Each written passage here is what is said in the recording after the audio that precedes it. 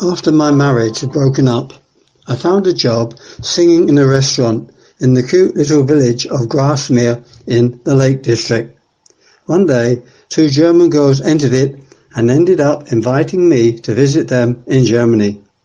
The following year, in the summer of 1972, my one-week visit to Germany took place. There I met a teacher called Hans, and we became good friends. The day before returning to England, he told me that if I ever returned to Germany and needed any help, not to hesitate to ask him. Then, on the train returning to England, there came a message, as if from above, which told me, when your studies are over at the university, you must return to Germany to sing. It was so strong and real that I knew that it was something which I had to do. 1 year later, I received my second master's degree, this time in computer science. However, as I told my student comrades that I was going to Germany to sing, they screamed at me that it was the most absurd thing they'd ever heard of. At my age, I had to go looking for a good job. But that message had been so strong, I had to follow it. Already I'd written to Hans, and he had replied that his nephew would find me a cheap place to stay. So, all was arranged. My birthday is on February the 11th, and my feelings were telling me that if I drove to Germany on that day, luck would be with me. So, that was when it would be. So on February the 11th, 1974, you found me setting off in the middle of a terrible storm for Germany. I took the ferry across the Channel. In Belgium, the storm continued, but the closer I got to Germany, the more it subsided. Until on reaching the border at Aachen, before me was a beautiful evening, as though Germany were congratulating me on my perseverance and determination. Encouraged by this, I headed down the German Autobahn to Darmstadt, a middle-sized town 30 kilometers south of Frankfurt. Eventually, I reached where Hans lived, at Eberstadt, on the outskirts of the town. I knocked at his door and he came, but instead of greeting me with a big smiling face, he looked anything but happy. He explained to me that his nephew had not found a place for me to stay. To my amazement, he told me to come and stay with them for a couple of days while he would look for a place for me to live, but with no success. My heart dropped at the thought of now having to drive all the way back to England. But, to my astonishment, he told me that I would be a guest in his house until I had got myself sorted out. I could not believe it, that despite him having 3 young children, he had decided to take me in this way. His children were a 7-year-old daughter, Antje, and 2 5-year-old twin boys, Ingo and Enno. After a week of being with them, they took me with them to visit a yearly street carnival which took place in Mainz. Sitting in the car, I felt quite guilty, for I could not repay them for their unbelievable generosity and care. There was a strong desire in me to pay them back some way, but how? Well, as Hans drove along, I found to my surprise a song coming out of me about the twins.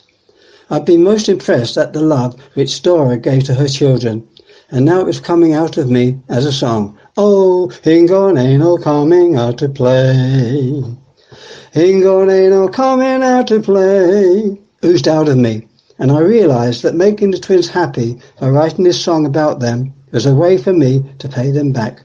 So I sat in the back of the car, working on finding the right words. By the time we'd reached their home, the song was complete. I told Hans about it, and he called the twins over to listen to their song.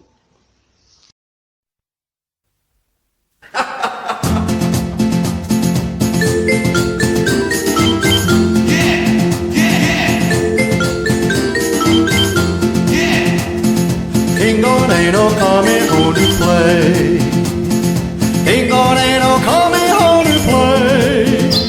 They play in here, they play in there, they play most anywhere. Under the bed and underneath the stairs.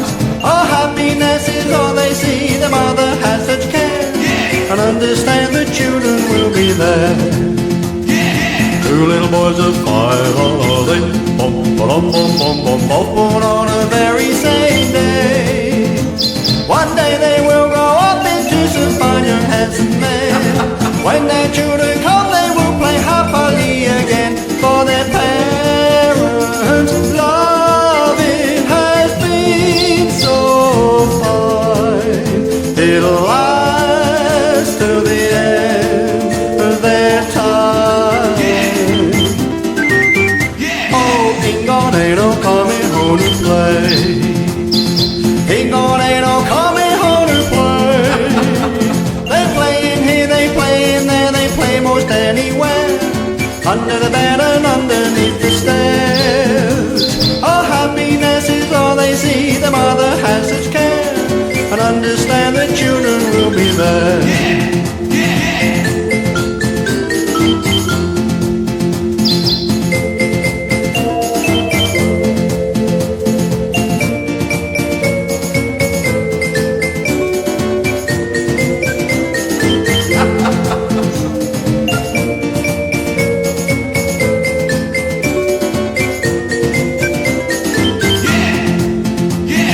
Two little boys of 5 are they? Bum, ba-dum, bum, bum, bum, both born on the very same day. One day they will grow up into some fine young handsome men. When their children come, they will play happily again for their parents. Loving has been so fine, it'll last till the end of their time. Ingo and Enno coming home to play. Ingo and Enno coming home to play. They play in here, they play in there, they play most anywhere. Under the bed and underneath the stairs. Oh, happiness is all they see. The mother has such care, and understands that children will be there.